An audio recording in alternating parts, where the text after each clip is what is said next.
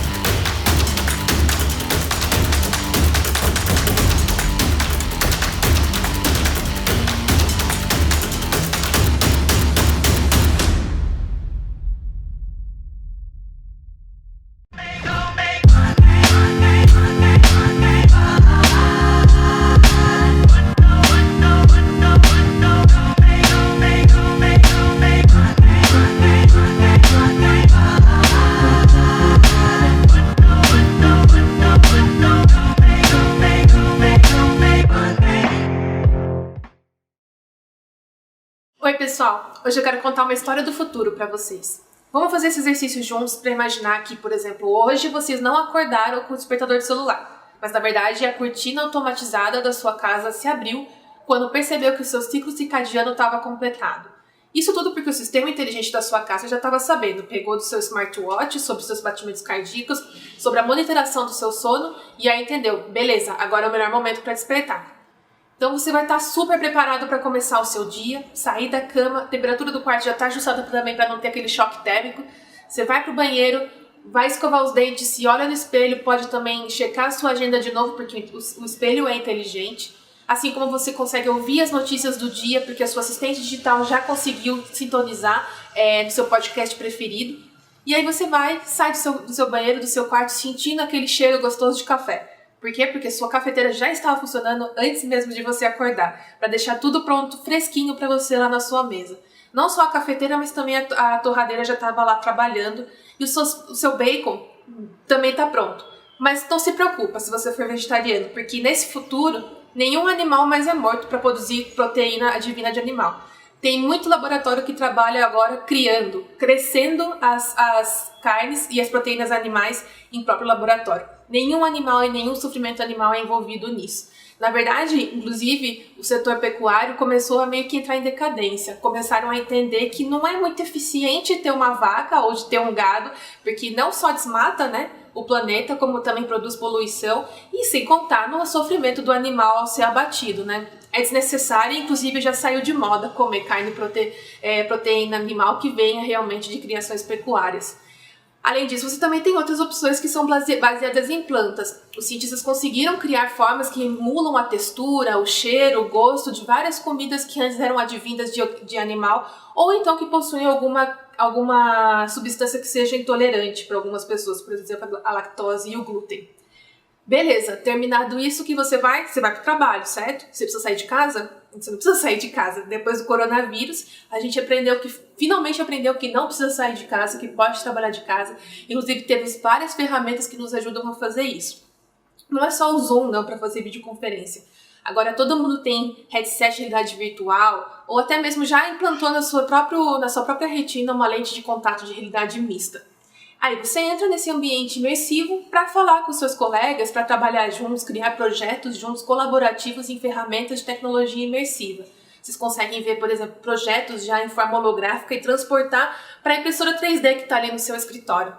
Ali você também consegue imprimir não só os seus projetos, maquetes, como também utensílios de casa, também consegue imprimir Até se precisar alguma prótese, algum objeto, ou se dependendo do filamento que você usa, você pode até imprimir uma pizza lá. Porque a impressora 3D, como a gente está vendo já desde desse nosso presente atual, já está podendo desenvolver muita coisa além de só os objetos plásticos. Inclusive, logo a gente vai conseguir até imprimir com luz. Bom, e aí depois que você faz isso, depois que você termina a sua jornada de trabalho, hora de lazer, de fazer um exercício físico. Você até poderia ver aquele podcast ou mesmo acompanhar com o holograma daquela instrutora de yoga, mas você prefere sair de casa e aproveitar o ambiente lá fora. Aí já passou da pandemia, então tudo bem sair da quarentena.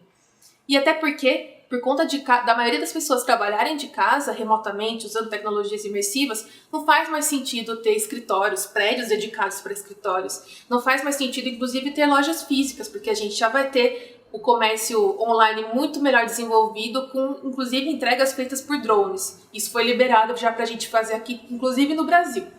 Beleza, você vai sair, você pode ir a pé, você pode pegar uma bicicleta, ou você pode então usar o transporte público autônomo. Você pode pegar um ônibus, você pode pegar um carro, sem precisar de motorista, sem precisar se preocupar com o estacionamento e simplesmente aproveitar o trânsito que funciona perfeitamente porque está tudo conectado na nossa cidade inteligente.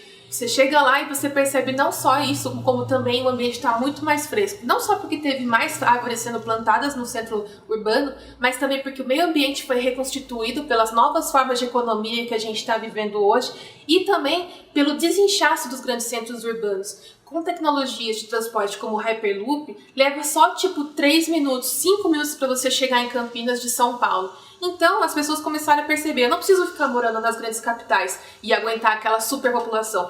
A gente pode ir para o campo. Na verdade, a gente tem um êxodo urbano, para as pessoas poderem viver no campo, ter uma melhor qualidade de vida e trabalhar remotamente, porque a tecnologia nos conecta, não só física, como também mentalmente. Usamos também agora implantes que nos conectam com a internet diretamente. Já ouviu falar da Neuralink, por exemplo? Então, ela vai acontecer nesse futuro. Então tá, parece muito legal. Tem muita coisa que a gente consegue ver aí que parece até ficção científica, né? E na verdade, se a gente parar para pensar, a ficção científica, além de ser um movimento artístico, ela é considerada também uma disciplina desse grande campo de estudos chamado Estudos do Futuro, do qual faz parte o futurismo ou a futurologia, dependendo de como você conhece. Eu gosto de falar futurologia porque o próprio termo já traz esse sufixo que é o logia, que significa estudo. Estudo do futuro. Mas como assim estudar uma coisa que não aconteceu, né? O futuro. Na verdade, a gente não estuda uma coisa que não aconteceu, mas sim as coisas que podem acontecer, que estão acontecendo em certa medida hoje, e o que a gente gostaria que fosse realizado nesse futuro. Então, nada mais é do que uma pesquisa de tendências para poder ajudar pessoas e organizações a construírem um futuro que seja mais desejável e positivo para todos. Talvez esse futuro que eu contei para vocês seja mais ou menos desejável para cada pessoa que está escutando. A ideia justamente é contar essas histórias, conseguir escrever essas histórias de forma coletiva para a gente não só ter vários olhares para esses futuros, porque afinal de contas futuro não deve ser uma palavra singular, mas sim plural, e então conseguir realmente se preparar para esse futuro. Imagina só, por exemplo, tem alguns pesquisadores que falam que quem consumia ficção científica antes desse momento de quarentena, na verdade a gente não está tendo muita surpresa assim, porque a gente já vivenciou alguns cenários parecidos lendo ou vendo filmes de ficção científica que falam de uma possível pandemia de repente. Então o que a gente faz quando a gente cria essas histórias, quando a gente lê e vivencia essas histórias, é criar as chamadas memórias de futuro. É conseguir vivenciar, raciocinar, refletir sobre possibilidades para que quando elas realmente aconteçam, a gente já tenha uma maturidade de pensamento e de reflexão prévia. Então a ideia justamente é, através da futurologia, a gente conseguir pensar e realizar esses cenários de forma especulativa e então separar o que é aquilo que a gente quer ter e o que é aquilo que a gente quer evitar. Só que, como eu disse, futuro deve ser uma palavra plural e não singular. E isso significa que o futuro não é só aquele futuro que a gente conhece pelas grandes empresas de Big Tech do Vale do Silício. O futuro é muito mais do que isso. Aliás, o mundo é muito mais do que isso. A gente tem que parar de ver, por exemplo, os potenciais que a gente tem aqui no Brasil como se fosse só gambiarra, uma palavra pejorativa. Quando não, o que acontece aqui no Brasil também é inovação, também é tecnologia, também é uma forma de futuro. Minha amiga Monique Evelyn, ela deu um TEDx justamente sobre isso, no qual ela fala sobre o Vale do Silício e do Vale do Silêncio. Vale do Silêncio no sentido das periferias que produzem inovação tecnológica. E silêncio não porque são silenciosos, mas porque são silenciados. Então, a grande ideia é, como a minha amiga futurista Rosa Alegria fala, é descolonizar os futuros. Se de repente não faz sentido para você colonizar Marte, mas sim de repente solucionar o problema de saneamento da sua cidade, então esse é o futuro que a gente precisa desenhar agora. E a gente já tem tecnologia para fazer isso, porque no final das contas, o problema não é só de imaginação, o problema também é político. E é por isso que quando a gente conta histórias, quando a gente organiza isso de forma narrativa, a gente consegue realmente se preparar e criar uma estratégia para conseguir conquistar esse futuro que a gente deseja e que é mais positivo para todos. Eu espero que vocês aproveitem esse evento, porque tem muito conteúdo legal para vocês imaginarem esse futuro, e não só para viver ele, mas também para escrever ele, não só pelos seus filhos, mas para vocês mesmos, porque tem gente aí como o Albert the Great que fala que a geração viva hoje já pode viver 150 anos. Então, se você quiser, você pode viver 150 anos e cada vez mais e mais longe, ao ponto que a gente pode alcançar, inclusive, a morte da morte, como alguns pesquisadores falam. Esse é o futuro que a gente pode ou não viver em 2030.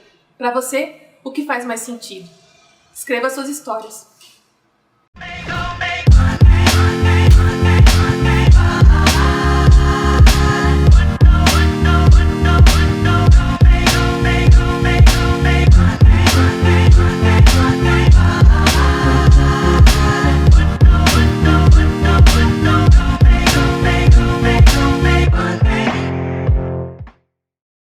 Neste momento, sabemos o quanto é importante fazer a nossa parte. O coronavírus ameaça nossa saúde, empresas e empregos. E em meio a tantas dificuldades, é preciso solidariedade e união. Queremos preservar empregos, continuar a atender a população e manter investimentos.